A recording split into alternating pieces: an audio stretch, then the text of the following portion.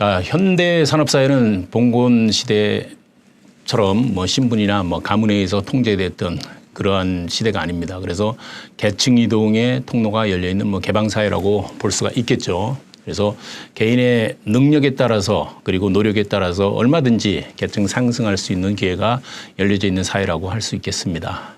그래서 교육 부분에서도 공교육이 많이 확대되고 대부분의 사람들이 취학 기회를 얻을 수 있게 됩니다.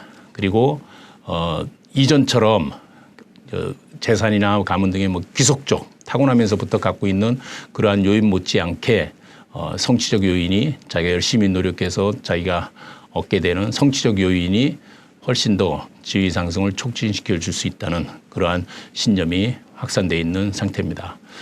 실제로 저 같은 경우는 초등학교 졸업하고 중학교를 진학을 못했습니다. 그만큼 대한민국 사회가 그 수십 년 전만 해도 열악한 그런 환경 속에서 교육의 기회조차 제대로 얻지 못한 그런 사회에 있었던 것이 사실입니다. 자, 이 장의 개요를 보면 학교 교육과 사회계층 이동에 대한 연구가 이제 핵심적인 연구 과제로 이제 부각이 많이 되고 있습니다. 그래서 사회 이동의 개념부터 먼저 살펴보도록 하겠습니다. 그래서 한 개인이 사회에서 차지하고 있는 위치를 보통 이제 우리가 사회적 지위, 소셜 포지션이라고 표현을 합니다. 그래서 실제로 사회적 지위, 그다음에 계층 등 이런 여러 가지 요소들이 관계를 맺으면서 질서를 유지하고 있다고 보고 있는 거죠.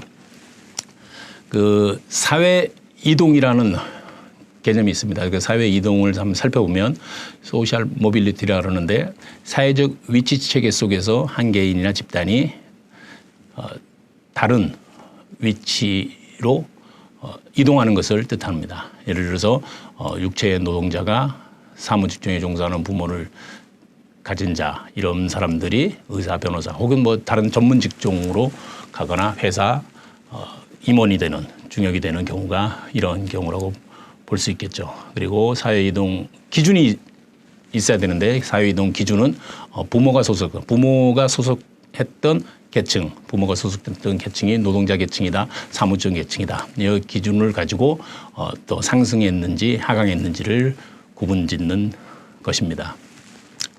사회 이동은 보통 우리가 말하는 뭐 직업적 지위나 서열로 이렇게 잘 나타나지만 직업 외에도 뭐 수입이 어떠냐, 그다음에 가옥의 크기나 형태가 어떠냐, 사교 대상과 범위, 이웃 동네 특성으로도 나타나는 게 사회 이동의 특성입니다.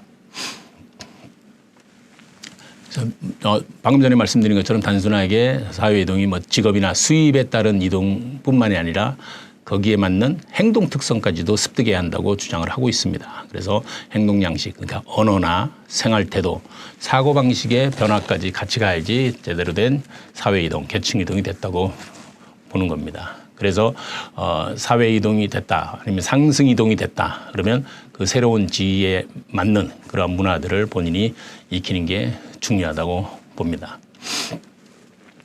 사회 이동 관련해서는 세 가지 요소를 들 수 있는데요. 먼저 개인적인 특성, 그리고 직업과 수입, 그리고 가정 배경을 들 수 있겠습니다. 개인적 특성은 지능 지수나 뭐 학업 성취, 사교성, 특기 같은 사회적인 상승 이동을 촉진하게 할 수도 있는 겁니다. 그래서 특히 이 사교성 같은 경우는 여러분들이 감성 지능에서 되게 중요한 공감하고 사교하는 데 있어서 상당히 중요한 역할을 하는 게 사교성인데 이러한 사교성이 지능지수 학업 성취와 마찬가지로 사회 상승 이동을 할 수 있는 요인이다. 이거를 좀 이해를 해 주셨으면 좋겠습니다.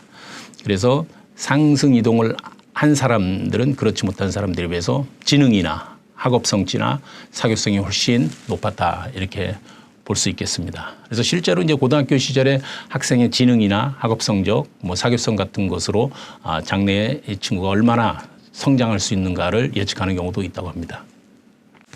두 번째로 이제 직업과 수입입니다. 그래서 직업은 전문성 수준에 따라서 직업에서 나타나는 뭐 권위와 가치가 다르겠죠, 당연히. 그래서 어떤 우리가 사회적으로 평판 있는 직업을